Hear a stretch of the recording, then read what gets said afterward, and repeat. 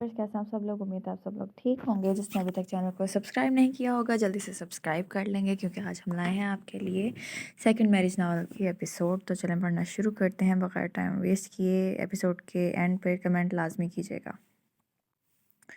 कुछ देर बाद जब वहाज ने उसकी जान बख्शी की तो गहरे गहरे सांस भरने लगी। वहाज ने उसकी मेहंदी भरे दोनों हाथ पकड़े और अपने नाम की मेहंदी पर लब रखे और उनको अपने सीने पर रखा। तुम दुनिया का अनमोल तोहफा हो मेरे लिए। अगर कोई मुझसे पूछे कि ज़िंदगी क्या है तो बिला तवक्कुफ कहूँगा विश, मेरे दिल की धड़कन। विश का दिल किया कि ये वक्त यहीं थम जाए जहाँ उसके और वहाज के अलावा कोई ना हो। मगर वक्त थोड़ी ना किसी के लिए रुका है जो उसके लिए रुकता। रेयान अपने बाबा के साथ बैठकर नाश्ता कर रहे थे जब उनके बाप को उनकी गैर मामूली खामोशी महसूस हुई। क्या बात है मेरे टाइगर्स, आज बहुत खामोश हैं। उसने अपना लहजा बशाश बनाते हुए कहा। रियान ने एक नज़र अयान, जो कुछ ज़्यादा ही अफसरदा नज़र आ रहा था, उस पर नज़र डाली, फिर अपने बाप को देखा। डैड, आज मदर्स डे है। रियान उदास सा बोला। इस बात पर कुछ देर के लिए खामोशी छा गई। माहौल में बस छुरी और कांटों की टिक टिक की आवाज़ें आने लगीं। जब उसके बाप ने खामोशी को तोड़ा और कहा, आज हम लोग फन लैंड जाएंगे। उसने अपने बच्चों को खुश करने के लिए कहा। डैड, हमारी मम्मा क्यों नहीं है? अयान ने रोते हुए दरियाफ्त किया। उसका मासूम सा चेहरा रोने की वजह से सुर्ख हो गया था। उसकी बात पर उसके बाप ने जब्त से लब भींचे। बच्चों, मैं आपको कितनी दफ़ा समझाऊं, आपकी कोई मामा नहीं। जो थी वो आपको छोड़कर चली गई और आज के बाद इस बारे में कोई बात नहीं सुनना चाहता। उसने थोड़े सख्त लहजे में कहा और नाश्ता छोड़ के उठ गया। उसने अपने दोनों बच्चों का माथा चूमा और लैपटॉप बैग उठाकर चला गया। मैंने तुम्हें कहा था ना डैड से इस बारे में बात ना किया करो। डैड परेशान हो जाते हैं, रेयान ने अयान को डपटते हुए कहा। वो सूं करता दोबारा अपने नाश्ते में मगन हो गया।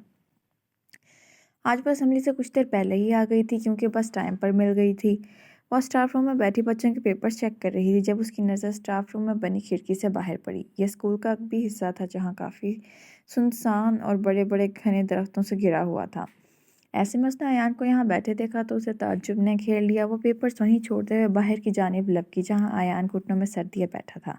अयान, उसने अयान के पास जाकर उसे प्यार भरी आवाज़ में पुकारा। जब उसने सर उठाया तो वो देखकर हैरान रह गई कि अयान का मुंह आंसुओं से भरा हुआ था और वो चेहरा सुर्ख हुआ पड़ा था और आंखें जुल्म की दास्तान बयान कर रही थीं। क्या हुआ मेरी जान? वो तड़प के आगे बढ़ी और उसका मुंह हाथों के प्याले में लेकर चूम लिया। क्या हुआ? किसी ने कुछ कहा है या मारा है? मुझे बताओ, मैं जाकर अभी उससे पूछती हूँ। उसने गुस्सा होते हुए पूछा। अयान ने रोते हुए नफ़ी में सर हिलाया। तो फिर क्या हुआ जानू, ऐसे क्यों रो रहा है मेरा बच्चा? उसने अयान को साथ लगाते हुए कहा। आज मदर्स डे है, उसने हिचकियों के दरमियान बयान किया। तो उस लड़की ने कुछ ना समझने वाले अंदाज से देखा। मेरी मामा, उसने हिचकियों में रोते हुए कहा, और उस लड़की को लम्हा ना लगा समझने में कि मामला क्या है, और उसने कस के अयान को गले से लगा लिया। उसे अपना और अयान का दुख साझा लगा, जो माँ के लिए तड़प रहा था। उसने प्यार से अयान को समझाया। अयान, पता है जब अल्लाह ताला किसी को पसंद करता है तो वो क्या करता है? अयान ने मासूमियत से नफ़ी में सर हिलाया। और शख्स से जिसको वो सबसे ज़्यादा पसंद करता है ले लेता है और देखता है बंदा आजमाइश में पूरा उतरता है या नहीं। आपको अल्लाह का फेवरेट बंदा बनना है या नहीं? जब अयान को कुछ बात समझ में आई तो उसने हाँ में सर हिला दिया। वेरी गुड, तो अब आप उदास नहीं होंगे, उसने प्यार से समझाया। लेकिन जब मुझे मामा की याद आएगी तो मैं क्या करूं?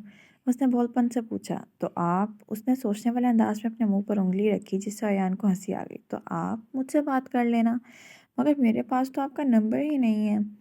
उसने फिर से उदास होते हुए कहा। तो मैं आपको भी दे देती हूँ, उसने चुटकी बजाते हुए कहा और उसे अपने नंबर लिख कर दिया।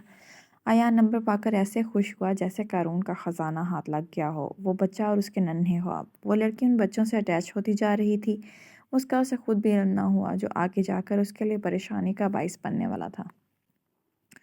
दाऊद स्टेज पर डाइस के सामने जाकर खड़ा हो गया, जहाँ उसे कैमरामैन ने सवालात के लिए बुलाया था। जब एक रिपोर्टर ने सवालात का आगाज़ किया, दाऊद साहब, आप ये प्रोजेक्ट हार गए जिसकी वजह से बिजनेसमैन ऑफ द ईयर का अवार्ड शमस साहब को मिला, इसके बारे में आप क्या कहना चाहेंगे? वेल, मैं शमस साहब को मुबारक देना चाहूँगा। दाऊद साहब, ये अवार्ड 3 साल से आप जीत रहे हैं। इस दफ़ा ये आपको नहीं मिला, इस बारे में आपका क्या कहना है चाहेंगे? एक सहाफ़ी ने सवाल किया। उसके लबों पर दिलकश मुस्कुराहट ने बसेरा किया। मेरा ये मानना है कि जो चीज़ जिसके नसीब में है उसको मिल के ही रहती है। सो ये अवार्ड शमस साहब के नसीब में था। सर, ये अवार्ड आपको क्यों नहीं, शमस सर को क्यों मिला? ये आप भी जानते हैं और मैं भी, इसलिए मैं इस बात को यहीं ख़त्म करना चाहूँगा। सवालात के उसके माथे पर एक भी शिकन ना थी। سر آخری سوال، پروجیکٹ آپ کو نہیں ملا سر یہ گرینڈ پروجیکٹ آپ کو نہیں ملا، اس کا آپ کو کیا نقصان ہوگا؟ اس سوال کے سنتے اس کے چہرے پر ایک فاتحانہ مسکراہٹ ابھری، جیسے کنگ میکر کو اسی سوال کی امید ہو۔ میں کہنا چاہوں گا اس میں میرا نہیں بلکہ اس مقابل کمپنی کا نقصان ہے جس نے میرے سے پارٹنرشپ نہیں کی۔ تو کیا یہ غرور نہیں ہو گیا؟ ایک صحافی نے طنز کیا، آپ کیسے کہہ سکتے ہیں مقابل کو نقصان ہوا؟ یہ تو آنے والا وقت ہی بتائے گا جب اس کمپنی کو لاس ہوگا، کیونکہ اس کے پروڈکٹس کا معیار زیادہ دیر ٹک نہیں پائے گا۔ جب ان کو پتہ چلے گا کہ مواد خالص نہیں جب تک کہ بہت دیر ہو چکی ہوگی۔ سو نقصان میرا نہیں، سامنے والے کا ہے۔ سارے لوگ تالیاں پیٹنے لگے۔ وہ یہ کہتے ہی شکریہ ادا کر کے اسٹیج سے نیچے اترا۔ ہال میں چہمگوئیاں ہونا شروع ہو گئیں اور وہ فاتحانہ چلتے ہوئے اپنی بیوی کے ساتھ ہال سے نکلتا چلا گیا۔ پیچھے شمس کے دل میں بھانبڑ چڑھنے لگے اور اس نے داؤد کو برباد کرنے کا پکا انتظام کر لیا۔ اب دیکھنا یہ تھا کہ وقت کیا چال چلتا ہے۔ وہ شام کو گھر کے سارے برتن دھو دینے کے بعد بستر پر لیٹ کر آرام کرنے ہی لگی تھی کہ بڑی بھابھی دندناتی ہوئی اندر آئیں۔ کیا اس کی زندگی میں سکون لکھا بھی تھا؟ اس نے عرش کی جانب نگاہ اٹھاتے ہوئے دیکھا، تمہارے بھائی تمہیں بلا رہے ہیں۔ خیریت؟ اس نے حیرت سے پوچھا، کیونکہ اسے ضرورت کے وقت ہی یاد کیا جاتا تھا۔ او بی بی، چل کر دیکھ لو، تمہاری نوکر نہیں میں کہ تمہیں پیغام پہنچاتی رہوں۔ بھابھی نے تو لگتا تھا انگارے چبائے ہیں اور دوپٹہ لیتے ہوئے بھابھی کے پیچھے چل دی، جہاں لاؤنج میں اس کے سارے بھائی برا چمان تھے اور بھابھیاں بھی ان کی رہنمائی میں بیٹھی تھیں۔ وہ ان سب کو اکٹھا بیٹھا دیکھ دل میں آلتو جلالتو کا ود کرتی آگے بڑھی، کیونکہ جب بھی سب اکٹھے بیٹھتے تھے تو شامت ہمیشہ اسی کی آتی تھی، چاہے اس کی غلطی ہو یا نہ ہو۔ اب بھی وہ لرزتی ہوئی آگے بڑھی اور پوچھا، جی بھائی آپ نے بلایا؟ بڑے بھائی نے ہنکارا بھرا اور بات شروع کی، ہم سب نے مل کر تمہارے لیے فیصلہ کیا ہے۔ اس کے آسان خطا ہوئے، کیسا فیصلہ؟ اس نے ڈرتے ہوئے پوچھا، ہم نے تمہاری شادی کرنی ہے اسی مہینے کے آخر پر۔ ہم نے تمہاری شادی طے کر دی ہے اسی مہینے کے آخر پر۔ مہر کا وجود سناٹوں کی زد میں آ گیا۔ کیا؟